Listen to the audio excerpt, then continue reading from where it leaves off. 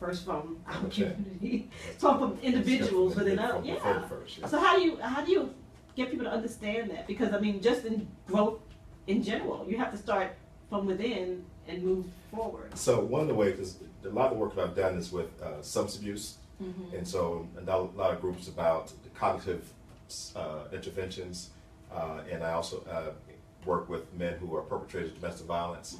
And so one of the simplest things that I ask them is, so how's that working for you? Incarceration, having to be here with me, lost certain freedoms and all these things, lost maybe a job, mama and everybody kind of, when you come around, everybody's looking at you like, oh, here you come, you know. So when you look at your life, how is that working for you? Let's be honest, let's do a reality check.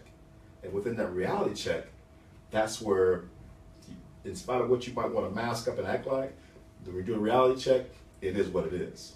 And so to have them to come out of denial first, most importantly, and take the mask off. And let's keep it real. Let's look at myself based on the evidence, based on what has transpired to this moment in my life. How's that working for you? How does that affect you when nobody's looking?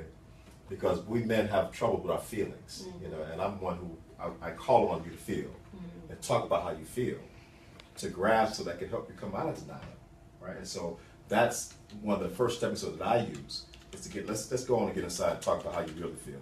There's nobody looking, it's just us, let's talk, you know, can we talk about your reality? And so if it's working, what's working and what's not working. So let's work on those emotional stressors, those things that obviously what you've been through, the challenges that you've had, to teach you and show you that you have to do something different. Because these are the consequences that come with what you're doing now. And that's the reality of it.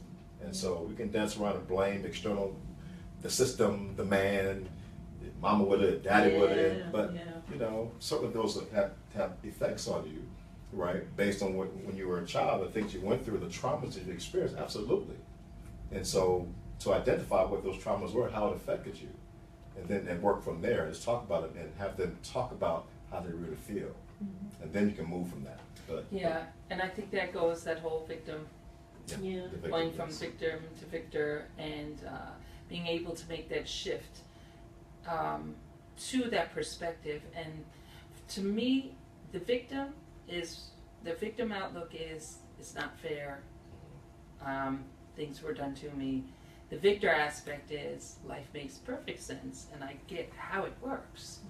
So it's not that you're not going to go through things in life. You are going to still repeat cycles and things of that nature, but by the victor standpoint, you are able to look at those things that are happening to you as, at the time, it's going to effectuate another growth process, another release of those things that you kept harbored in you because of the trauma. Yeah, and trust is a very huge issue in our community. The lack of trust of self, of family, of loved ones, and all the other things but trust, I think, is really a huge part of the victimhood that people experience based on not allowing people in, and no matter what's going on, I'm going to handle it myself. I'll go me handling, I see what happens, and so learning to trust again is a big part of that intercession.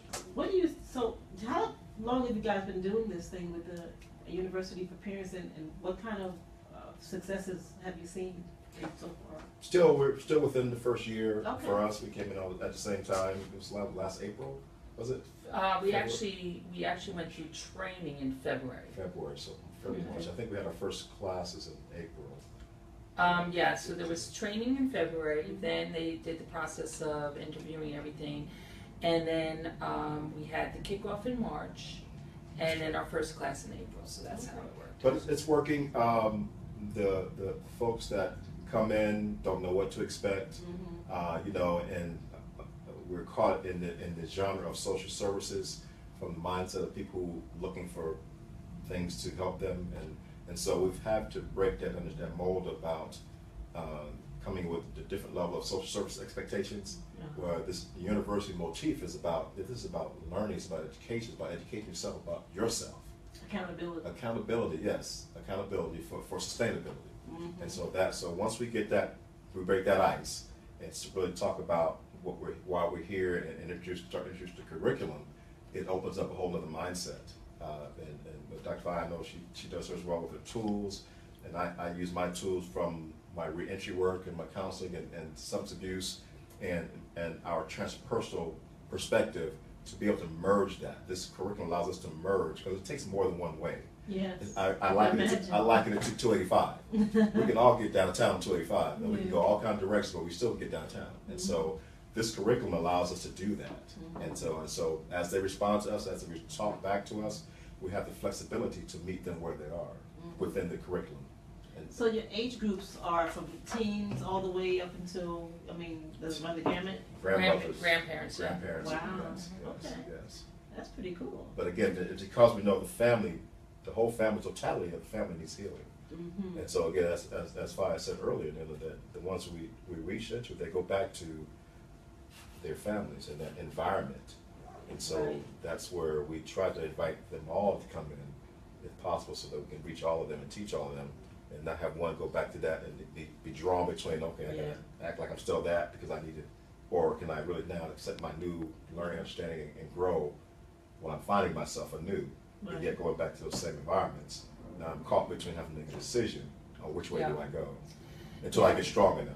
Right. It's almost like the scripture, you're in the world but not of the world. Yes. Being able to navigate yourself in whatever environment you're exposed to and still have that level of mindfulness of knowing that this is my environment but it's not me.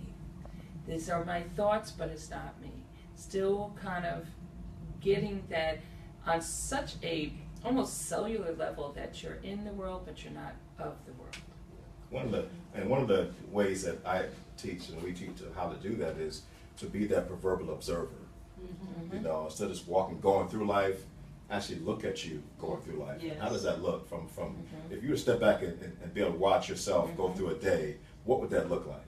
And then what would you change after you observe, as you see the consequences, the aftermath of what happens as you watch yourself go through these repetitive things that are not working for you, that are challenging. So, and to be able to do that honestly, non-judgmental, and just watch and see, oh man, did I really do that? Did I really say, and where does that come from? It's my thinking. It's my thinking. In my thinking, I've developed a certain level of belief system, and within that belief system, I act. Isn't that kind of hard to do? I mean, I think the younger that you are, that probably be a little easier to break through that belief system that's programmed so deeply. But the older you are, that's got to be very challenging to change. You know, the way you think about things. I mean, you know.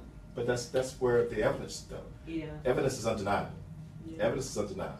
You know, so with us senior folks or who have been around for a little while, a little bit longer. You know, we do have, if we're honest with ourselves, we can look and play and rewind the tape and play it back and then press play again and look at it and say, oh, okay, I see why that happened. It was my thinking.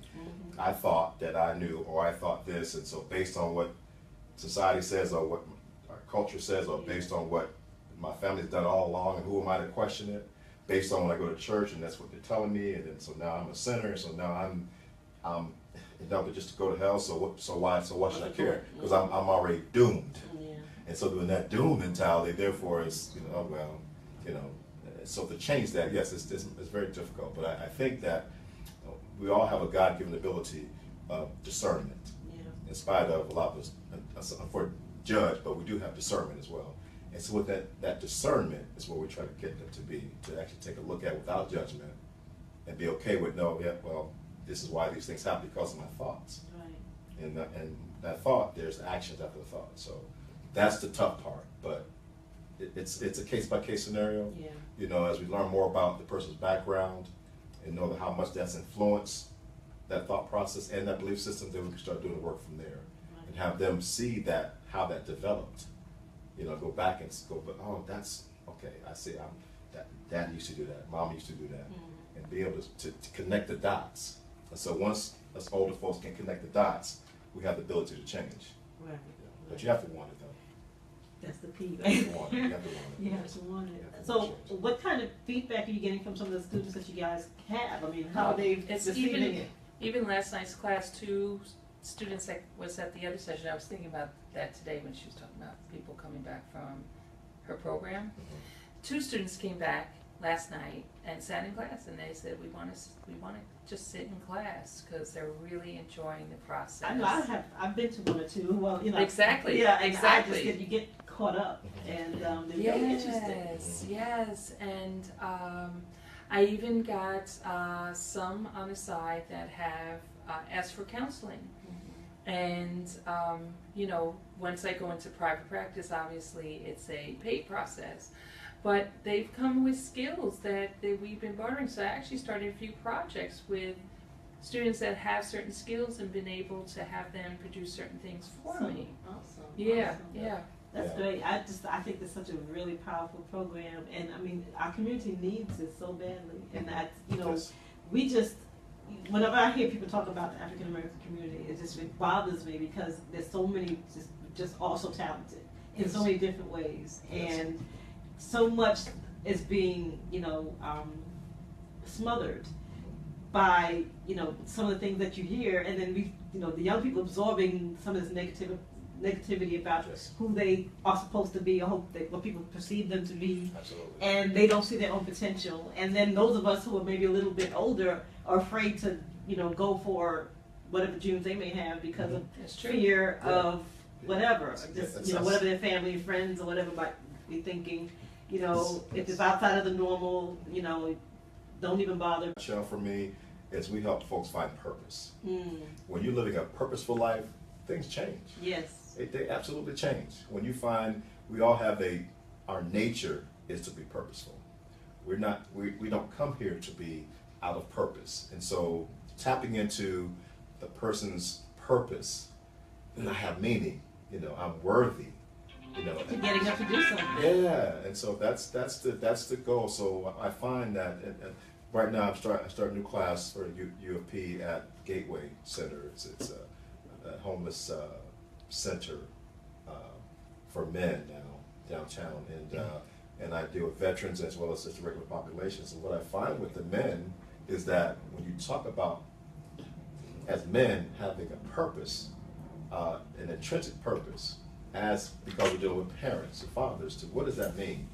That you're actually responsible for another life at a certain stage, at certain stages. And you're that leader, you're that example, you're that mentor, you're that caring nurturer, and all. And what does that mean? Does it have meaning for you? If not, that's the problem. We need to give it meaning. We need to give it purpose. And so once they recognize, because I know my experience when I was coming up with my parents, or what I didn't like about it, or what I may have, and I see how it made me feel as a man. And so now, do I repeat that same cycle? If I didn't like it, why would I want to put it on my child? Why would I want to repeat that cycle? Right. You understand? So helping them to understand that if it didn't feel good to you, guess what? It's not going to feel good to your child, right? And so to get to them to see that there's purpose in what you're doing now. It's not by accident you're a parent. In spite of how it happened, and if you're not together with the mother and whatever, but still, the reality is that you're still that child's parent. And so it's important that you be in that child. And so giving it meaning. And helping them feel that no matter what you've done in the past, you can change that by your actions now. And so we get into those kind of things and talk about that. Giving them hope. Giving them hope, absolutely. And Norma knows my philosophy in reference to purpose. Purpose is actually our will to live, to our immune system. So therefore, when we feel that sense of purpose, we start feeling good. Our health starts improving. And as that happens, then we feel even a greater sense of purpose, and it keeps on feeding into each other. There goes the other end of the spectrum, though. When we lose a sense of purpose, when we stop feeling that there's meaning to life, then we actually start breaking down our immune system, which makes us susceptible to things to illnesses, and we feel bad, and then it kind of goes into the other end of the cycle. So purpose is tantamount in each person discovering a vitality and a reason to live. Because you have to be excited to get out of bed and You go about your day. That's That's I true. mean, it does help to really be looking forward to what's going to happen today. And I've learned to start saying, whose life can I possibly make better today? That's how I try to start.